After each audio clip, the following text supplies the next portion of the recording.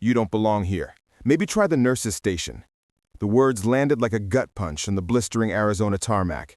Staff Sergeant Maya Reeves stood motionless as 3 male NCO students circled her with grins that reeked of cheap confidence.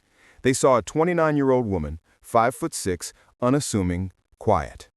What they couldn't see was the Kandahar compound where she dropped 4 armed fighters in 12 seconds flat while Navy SEALs watched in silent awe, or the reason those same operators called her Phantom and meant every syllable. She didn't correct them. She never wasted breath on arrogance, because in 6 hours, during the base-wide force-on-force combat assessment, these same men would be drowning in humiliation while she tore apart every assumption they ever made about who belongs in war. Maya Reeves was 29 years old and carried herself like someone who had nothing left to prove. She stood on the edge of Fort Huachuca's main training yard, watching NCO students filter into formation under the brutal Arizona sun. The heat shimmered off the concrete. Dust clung to everything. She wore standard OCPs with no ribbons visible, the sort of field dress where service awards weren't worn, nothing that screamed operator. That was intentional. Most people looked at Maya and saw exactly what they wanted to see, a woman who maybe drove trucks or worked admin. They didn't see the 2 combat deployments with a cultural support team embedded directly with SEAL Team 3 operators in Helmand Province. They didn't see the close-quarter battle training or the advanced marksmanship schools. They saw her gender first, her size second, and assumed everything else. She was here as a guest instructor for the week, brought in to assist with a new Joint Combat Readiness program. The base didn't know her background, the students certainly didn't, and that was fine. Maya had learned a long time ago that respect wasn't given freely. It was earned in blood, sweat, and the kind of silence that came after proving everyone wrong. Wherever you're watching this from, drop a comment and let us know where you're watching from. And if you want more stories about women warriors who shattered expectations, hit that subscribe button. You won't regret it. Maya grew up in rural Wyoming, the daughter of an Army Ranger instructor and a mother who taught her that survival meant preparation, not luck. Her father ran her through rifle drills before she turned 10. By 14, she could field strip an M4 blindfolded. By 16, she outshot grown men at the county range without breaking a sweat. Her parents never told her she couldn't do something because of her gender. They told her to be twice as good and let the work speak. She enlisted at 19, scored high enough to attract attention, and volunteered for the Cultural Support Team program when it launched. CST operators were hand-picked female soldiers who deployed with special operations units to engage with local women and children in combat zones. But the training went far beyond cultural liaison work. Maya went through grueling selection courses alongside male Special Forces candidates. She learned close-quarter combat, advanced tactical shooting, battlefield medicine, and small unit tactics. She failed twice before passing. The third time, she finished in the top 12%. Her first deployment took her to Afghanistan, embedded with a SEAL platoon running direct action missions in Helmand Province. The operators were skeptical at first. A woman on a killer capture mission felt like a liability to some of them. But Maya didn't ask for acceptance. She performed. She breached doors, pulled security, treated casualties under fire, and never hesitated. 38 seconds, Helmand Province, 2021. The compound smelled like burnt diesel and rotting fruit. Maya tasted copper, her own blood from where she'd bitten her lip during the breach. The walls were rough clay under her gloved hand as she moved along the corridor. Her earpiece crackled with static and shouted commands. Then she heard it, the metallic click of an AK charging handle. 4 Taliban fighters burst through a doorway, weapons up. The SEAL element was pulling back under heavy contact. Maya was on rear security. She saw the muzzle flashes, felt the round snapping past her head, and reacted on pure muscle memory. 2 rounds center mass, first fighter down before he cleared the doorway. The second one wore body armor, 3 rounds, chest and throat. The third one tried to flank. She dropped him at 40 meters with a headshot while moving. The fourth one turned to run. She didn't let him. 12 seconds, 4 dead, 0 friendly casualties.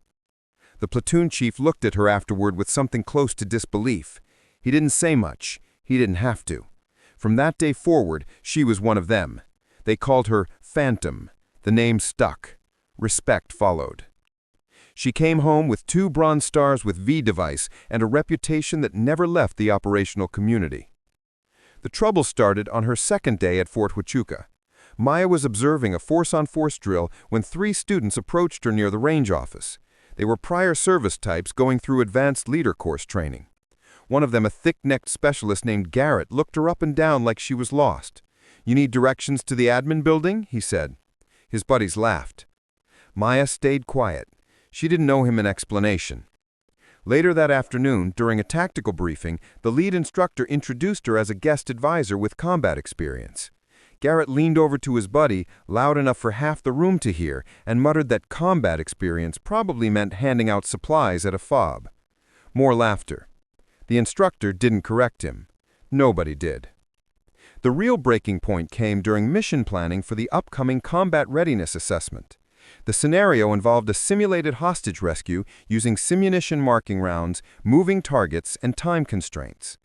Captain Hendricks, the senior officer overseeing the program, laid out the plan and asked for input.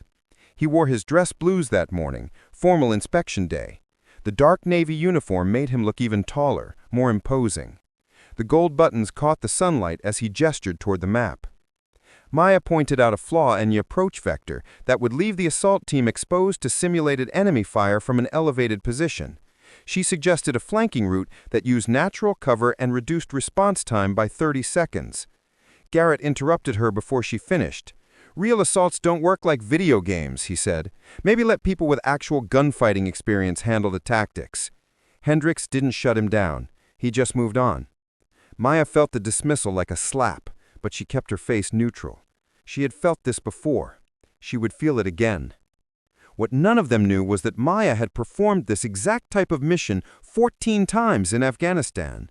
She had breached compounds under fire, cleared rooms with SEALs, and coordinated live assaults in conditions these students couldn't imagine. But here, in a classroom on American soil, her experience didn't matter. Her gender did. Maya walked back to her quarters alone that evening. The Arizona sky burned orange and red as the sun dropped behind the mountains. She sat on the edge of her bunk and stared at the wall. She thought about Helmand Province, the village compound, the ambush. It didn't matter what she had done. It didn't matter what she could do. She was a theory to them, not a reality. Maya felt the weight of it pressing down. Not anger, not frustration, just exhaustion. The kind that came from proving yourself over and over and still being questioned. She had stopped expecting fairness a long time ago, but it still hurt, every single time. The combat readiness assessment began at dawn. 60 students were divided into teams of 6. The scenario was simple. Infiltrate a simulated enemy compound, neutralize hostile targets, extract a mock hostage, and exfiltrate under fire. The exercise was conducted as a force-on-force simunition scenario in a certified shoot house with a range OIC, range safety officer, medical support, and full protective equipment required for all participants. Captain Hendricks assigned Maya to observe and provide feedback. She wasn't allowed to participate, just watch, evaluate, stay out of the way. The first 3 teams went through. Sloppy, slow, predictable. They followed the same approach vector Maya had flagged as vulnerable.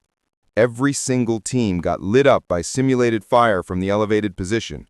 Casualties mounted. Time limits were missed. Frustration grew. Garrett's team went forth. He led from the front, aggressive, loud, confident. His team moved exactly the way Maya said they shouldn't. They hit the compound from the main approach, bunched up, no dispersion. The elevated position tore them apart. Simulated casualties hit 50% before they even breached the door. Garrett cursed, blamed his teammates, and walked off the range furious. Hendricks called a halt. He pulled the students together and asked what went wrong. Dead silence.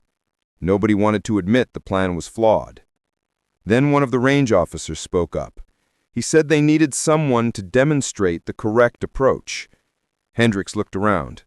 His eyes landed on Maya. "You think you can do better, Sergeant Reeves?" The question hung in the air like a challenge. Maya met his gaze. "Yes, sir, I can." Hendricks radioed the range OIC, coordinated a safety brief, and got the green light. 10 minutes later, the RSO signaled go. Maya took the range alone. No team, no backup. Just her, an M4 loaded with simunition marking rounds, full face shield and protective gear, and a compound full of moving targets designed to simulate a near impossible tactical problem. She moved fast, no hesitation. She used the flanking route she'd suggested, staying low, using the natural terrain for cover. The elevated, simulated enemy position never saw her coming. She cleared it first, 2 controlled pairs into each target, smooth and surgical. 8 seconds. Then she moved to the compound. Instead of breaching the main door like every other team, she entered through a blindside window, rolling through and coming up inside the structure before the targets could reorient. She cleared 3 rooms in 15 seconds, every shot hitting vitals, every movement economical. No wasted motion, no hesitation. She located the mock hostage, a weighted dummy in the back room, slung it over her shoulder, and moved to exfil. The final simulated enemy position opened up on our exit route. She dropped prone, used the hostage dummy as cover, and put rounds on target from 45 meters while lying flat. 3 hits, 3 kills. Total time, 2 minutes, 18 seconds. 0 simulated casualties. Perfect execution. The range fell silent. 60 students stood frozen, watching her walk off the course like it was a morning jog. Garrett stared at her with his mouth half open.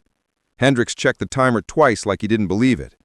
Maya cleared her weapon, slung it, and walked past Garrett without looking at him. She didn't need to. The scoreboard said everything. Captain Hendricks called Maya into his office that evening. He didn't make excuses. He just asked her why she hadn't said anything about her background.